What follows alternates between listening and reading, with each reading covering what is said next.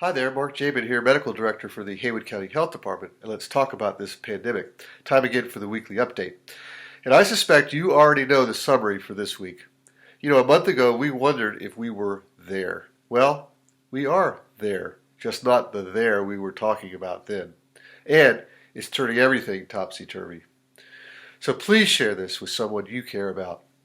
Across the country, note the explosion of red in the center and the southeast. The last time Florida had only one county not in the red was January, when they were at a rate of 57 new daily cases per 100,000 population average. Today, they're twice that number at 121. And some hospitals there are again restricting elective surgeries, trying to keep up, a sign of an overburdened health system. Speaking of an explosion of red, our neighbors all doubling their rates just this past week. That on top of substantial increases in the previous 3 weeks. North Carolina, cases doubled this week as well, hospitalizations too. North Carolina will likely cross into the red zone in this next week. And we know that deaths lag both, and they will likely increase over the next weeks as well. There are no counties in the state in green. Last week there were 7 in the red. This week, 31. 1/3 of the state now back in the red. Only 14 in the yellow.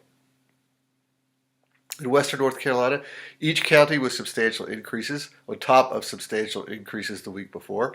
There are now 2 counties in our region in red, 8 in orange, and with the current rate of increases, all 8 on the verge of vaulting into the red zone in the coming week. And that includes Haywood County. Only Macon holding on to its yellow status, but with, as we'll see, the increase in their test positivity, they are not escaping either. And speaking of test positivity, way up for everyone this week. North Carolina cracked above 10% midweek, but ended the week at 9.5%. And lest you want to think this means fewer cases, no, it reflects more testing going on as people are concerned and symptomatic. Everyone now well above the important 5% threshold, except Macon. Of course, they're at 4.9% on the verge of joining everyone else. Haywood County, now 4,686 known positive cases for the pandemic. That's an increase of 94 over the past week, a level we've not seen since Thanksgiving last year.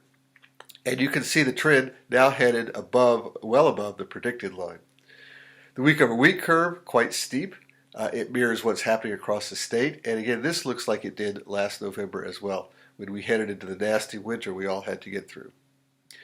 Of the 119 cases in the past 10 days, 97% are not vaccinated. And it's spread pretty evenly among all the age groups. Over 65 accounts for about 20%, as does 18 to 30, 30 to 50, and 50 to 65, each with 20 to 30%. 14% of the new cases were under the age of 18, and a little more than half of those under the age of 12. We now have additional long-term care facility outbreaks in Haywood County. And clusters are again appearing, this time in religious-based settings.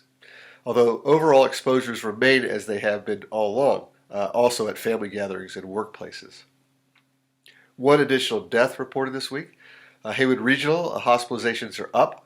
They had been seeing somewhere between 0 and 2 a day over the past few weeks. They were up to 9 this week. And people in all age groups are represented in the hospitalizations this past week. Well, the numbers speak for themselves.